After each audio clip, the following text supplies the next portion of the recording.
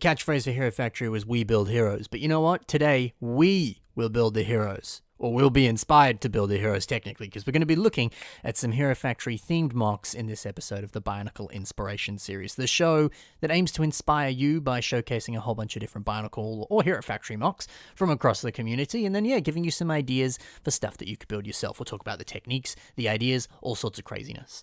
Now, as with every episode of the Bionicle Inspiration Series, you can have your own MOC featured. You can feature it through the submission email that's currently on your screen right now. And I actually did a little cheeky shout-out last episode. At the very, very end, I said, hey, if you're listening, submit your Hero Factory stuff, because next episode is that. So never forget to stay to the end of the episodes. You never know what little secrets I might throw in there.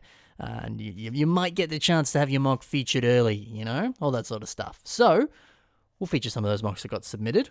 And we'll just dive into the episode, shall we? The first MOC today is by awesomenessborn, and it's called Grease Hound, which is a great name. This is a fantastic looking MOC, more of the villain side of Hero Factory here, the villain factory, if you will. This was made for the Nemesis collab, a collab that people have said, hey, why don't you cover the Nemesis collab? Yes, I don't think I can cover like 80 MOCs in one episode, and I certainly don't know if I can stretch it over like 7 episodes or something like that. It's a little bit difficult, but here and there we'll cover some of the fantastic MOCs in the Nemesis collab. Check the links in the description. You can probably see more from the Nemesis collab there. Not probably, you can. Check out awesomenessborn stuff and see the other stuff he did as well. Anyway, the MOC. What I love about this is the really creepy nature of it. I think the spine on the back there is brilliant. The design of sort of combining some of those large axe pieces from Axon and sort of interdispersing it with some of those slicer feet, and then that little beautiful blue tube that sort of feeds through it. There's something so nice about that. The fact that the little bit of blue is exposed there's something about it that seems a little bit more sort of like internal guts or some sort of mechanical internal details that you would find on a robot. And that sort of jarring blue color there, I don't know, there's something that's kind of creepy about it. It makes me feel like I'm looking at someone who's had their back ripped open and you're seeing their spine. And it's a little bit unsettling, but obviously it's a robot, so it's a little less unsettling, but it looks cool. So I love that little inclusion of that sort of little hint of blue there. It's beautiful. The head design's also very nice, sort of flipping the Huna there in, which I believe is light grey. Not light bluish grey, just light grey. But using some of the natural gaps in that mask, whether it's around the eyes or the sort of top of the mask, which has that sort of exposed gap, and using them to attach different things or have things sort of poking out and stuff like that, just looks cool.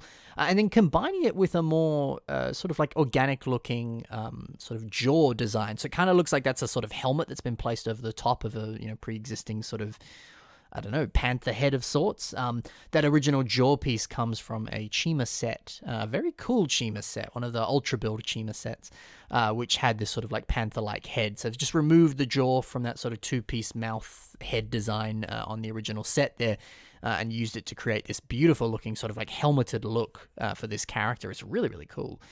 So really, really like that. I also like the inclusion of this printed sand blue Hero Factory armor piece. Your sand blues are not as common a color that exists, even with your system pieces. It's funny, there's some system colors that are a lot more common, but when you look at Bionicle, it's kind of less so. Like Keat Orange, for example, that was a color that was very common in Bionicle and kind of only really became a properly sort of majorly used color when Chima sets came out, which I want to say was about 2013. I think I'm correct with that. I want to say it is. But there's some colors that are a little bit, more rare or not, and sand blue's a color that's sort of kind of rare in both sides there. So cool to see just sand blue being used because it's a lovely color, but also nice because that has the printing on it that came on the Jango Fett Star Wars Ultra Build set, which is another fantastic set. One of the few Ultra Build sets that I never quite got. I don't remember ever really seeing him on the shelves. I just kind of missed him, but it's a really nice set. I wish I did get it. Regardless, though, I think the detail of including that printed piece there looks very nice. There's something about it that looks like sort of really kind of battle-damaged armor, or maybe sort of armor that he's taken from a kill and sort of implemented on his own design there. It's cool. It kind of implies a little bit of backstory. And it's always nice when you can use printed pieces like that to your advantage, because sometimes printed Bionicle pieces can just be a pain to use, or it can be difficult. But it's nice to see it used so well here. I also love the creepy looking fingers using some of these harpoon pieces and other sort of larger claw pieces to create a really sinister looking design. It's very, very nice. And the gun on this is cool. Hey, there's a lot to love about this MOC here. It's very, very well done. Love your work, awesomenessborn. Good job. Let's move over to the next MOC. This here is a MOC by LJ Them Is Fit 777, and this is, well, let me read what it said in the email here. It says, obviously this is Rocka, but in the world of the Sky Village, his name is George. And he's got a whole backstory here, which I don't have time to read, unfortunately, but I did skim through it before the episode. Very cool. Regardless, though, this is a cool little revamp of Rocka, or George in this case. What I like about this is the color scheme here. I think it's fun when you want to revamp one of your own sort of favorite characters. You know, I've been looking at Breakout Rocka recently. I recently uploaded that Witch Doctor review, and I'm tempted to do a Rocka review next, specifically Breakout Rocka, so stay tuned for that. But yeah, I've been really liking Rocka, and part of me has been thinking about revamping him myself, so it's cool to see a revamp of Rocka here, especially introducing is it very light green or the light green? I forget exactly the name of the color here, but it came on Liwa G2. And it's nice to see that partnered with the gold as well as the sort of trans green on the helmet there as well. Trans neon green, I believe that is. It's cool. It's nice to see. It's just an interesting kind of color combination that I think works surprisingly well for Rocka, or George in this case. So it's cool. If you want to revamp one of your own characters, why not do something like that? Introduce a brand new color to it, and maybe it'll work surprisingly well, and you'll be a little surprised it didn't appear on the original set or something like that. It's cool. I also quite enjoy the fact that there's a few little additional armor details, specifically on the torso and even kind of sort of on the legs at that sort of gold armor that's attached onto the CCBS shell there. It works well, you know. If you want to revamp any Hero Factory character, I think it's just a good little principle, you know. Maybe introduce another color, buff up some of the armor a little bit, and it works. It's cool. So this is a lovely little revamp of Rocka. Let's move over to another revamp of Rocka. This is by BHL Studios, and this, of course, is Rocka as well. What I like about this is same sort of principles as the last one. How can you revamp Rocka, and how can you do it in a very distinctly different way to the last one we saw? So this one uses a few different, non-purist things, like it's painting a little bit here. So we've got some of the original gold armor, and even certain little highlights on the back that appear to be painted as well. That gives it just a little bit of something different, you know? And, you know, some people don't like painted pieces, understandable, but some people do. So it's up to you. If you want to go down that avenue, feel free to do so. And, you know, like we see here, it works well. So this sort of interesting, sort of more metallic looking gold that is this sort of painted gold here, it's kind of nice. So I don't know, if you do want to revamp one of your favorite characters and you're interested in painting your pieces, you can do stuff like this. And maybe too, you want to introduce a bit of weathering or certain, I don't know, maybe you want to like paint bullet holes on or something. You know, you can really go to town, especially if you're really good at your painting. So something to consider if you're interested in doing it. The backpack is a fun little detail here. I like that there's, again, some more of that trans neon green to match the little shoulder pad there. And yeah, the sort of weathered looking backpack design that he's got there looks pretty cool. So this is a fantastic little revamp of Rocka. Cool to see two in the same episode here that are very distinct from each other, but follow sort of similar principles and explore some more interesting techniques like painting and things like that. On to the next mock now. This is by paleobricks, and this is Codename Triple Threat. So this reminds me of one of the Jaegers from Pacific Rim, just because it has 3 arms. It's a very weak link there. It's not much of a direct translation, I'm sure, but hey, there's a sort of some similar elements to it. In the description here, it says that this was from an Invasion from Below collab, and, you know, Invasion from Below was, you know, kaiju versus, you know, Jaeger mech sort of things. So, you know, maybe it's not as thin of a link, because that's essentially what the Pacific Rim movies were all about. And hey, if you haven't watched those Pacific Rim movies, I remember when they did come out, and I don't know, is there a TV show or like an animated series for it now? I actually don't know. Maybe someone can let me know that. But regardless, there's a lot of good sort of inspiration material in those movies there. And I remember when they did come out, people were very excited to watch them and building sort of Bionicle-esque MOCs based off of them. So if you're looking for a good movie to watch that might give you some inspiration, maybe that's a movie to enjoy. But yeah, whether or not that's the inspiration for this or not, it's a cool looking design here.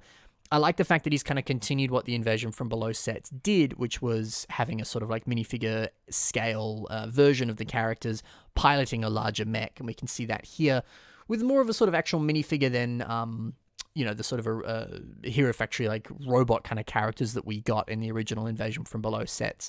But it's cool because it gives him a bit of a different helmet. It sort of spices it up a bit instead of it just being like Inferno's inside. It's his own unique characters inside, which is cool.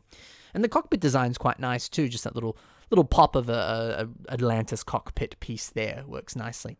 Some of the really nice pieces that are being used here, the Praetorian Guard armor on the legs there, I think that looks very, very nice. There's something about it that seems a little bit more sort of like reinforced or sturdy. You kind of get the sense that that's a sort of like shaping or textures you would see on a mech that most likely is in water. Maybe I'm just getting confused by some of the Atlantis color schemes on this, but I got the sense that this is sort of like a water-based mech. So certainly this sort of more airtight looking suit, or even sort of more of like a diver's suit, which is kind of what I'm seeing with this, especially with the, I know kind of the way the sort of rough head of this MOC is designed kind of reminds me of an old sort of like scuba diver. It's kind of cool, you know? So I like the choice of the Praetorian Guard armor there. I think it just works really well. And I like the inclusion of these sort of like cylindrical pieces where the arms come out of. It very much looks like some sort of edge of again, like a scuba diving armor of sorts. And these specific pieces came on, well, one set that comes to mind is the old LEGO Republic gunship. A couple of different versions of that had those pieces sort of at the top there, where the sort of like engine-y, cannon-y bits at the top are. You can see them in sort of dark red there. Of course, they came in red in this set, so they appear in a variety of different sets there, but they're actually quite helpful pieces that work well for your Bionicle stuff. It is, I guess, more of a sort of Technic system element than it is strictly Bionicle, but it works well for it, so it's a cool-looking piece there. And yeah, it's got that cool, like, scuba diving aesthetic there.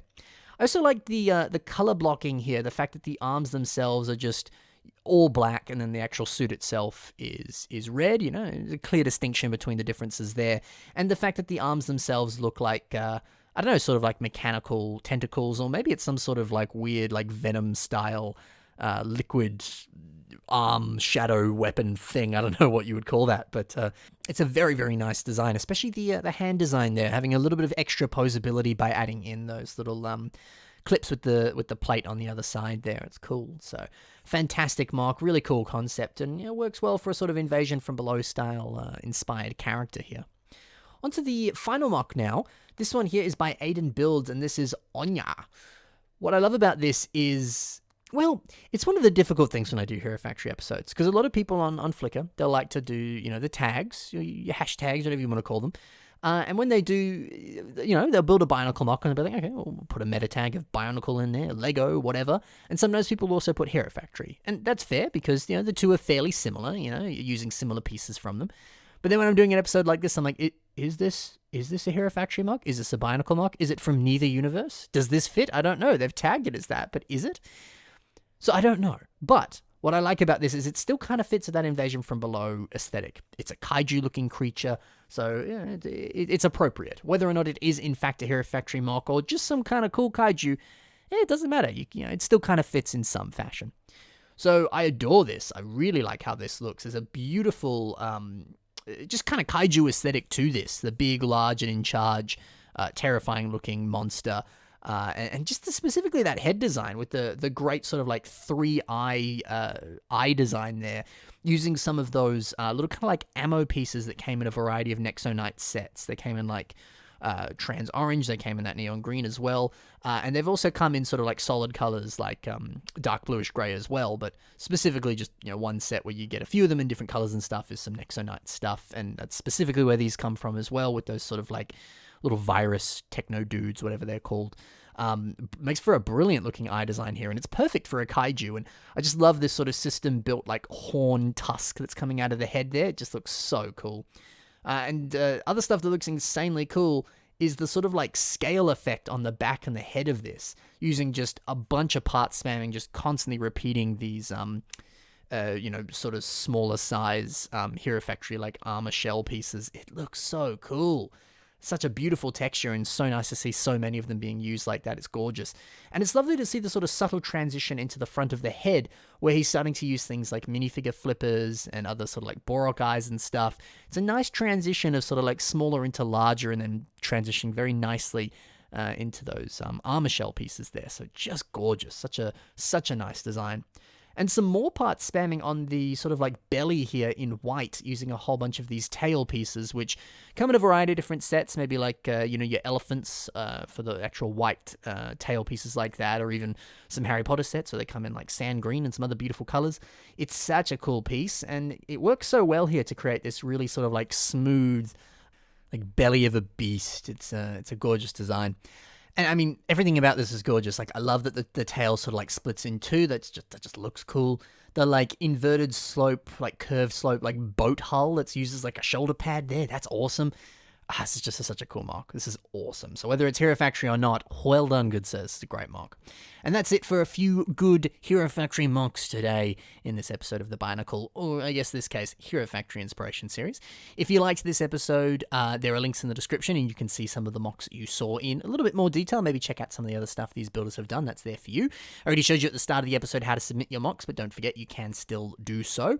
And additionally, in the description below is links to my own social media, so if you want to check that out, you can. Additionally, stuff like my Patreon is there, so if you're interested in some bonus content, whether that's some of the Q&A videos that I do over there with the Patreon crew, whether that's the Patreon podcasts that I do as well, or any other sort of bonus content, behind-the-scenes stuff, and some other additional fun videos that I have planned and things like that, that's the place to check it out. Additionally, if you want to send anything my way, I do have a P.O. box. It's on your screen right now, and it's also in the description below if you want to copy and paste that, or do whatever you need to do with that. If you want to send something my way, that's the best place to do so. You're under no obligation to do that, and you're under no obligation to join my Patreon either, but it's completely up to you. See what you can do. And now I know I sort of said before, like, oh, hey, well, what am I going to do next for the next episode of the show? Like, whoa, I don't know. I haven't thought about it yet. I might do a Titans episode. I might do a whole bunch of different things. I don't know. I may not always say what episode I'm planning on doing at the end of the video, but, it's always worth staying to the end to see what's there. You never know. All right, I'll give you this. I'm currently working on a sort of semi-related Bionicle mock. It's a sort of cool, like, elk of sorts. Really kind of playing with shaping with it. It was very much inspired by Patrick Biggs. So, see that the Bionicle Inspiration Series works on me as well. I get inspired by the stuff I talk about. So there you go. Anyway. That's it for today. I hope you very much enjoyed. I'll see you in the next episode. Whatever theme it may be, I still don't know. Maybe you can tell me what theme you want it to be. We'll wait and see. Thank you very much. Happy building. Bye for now.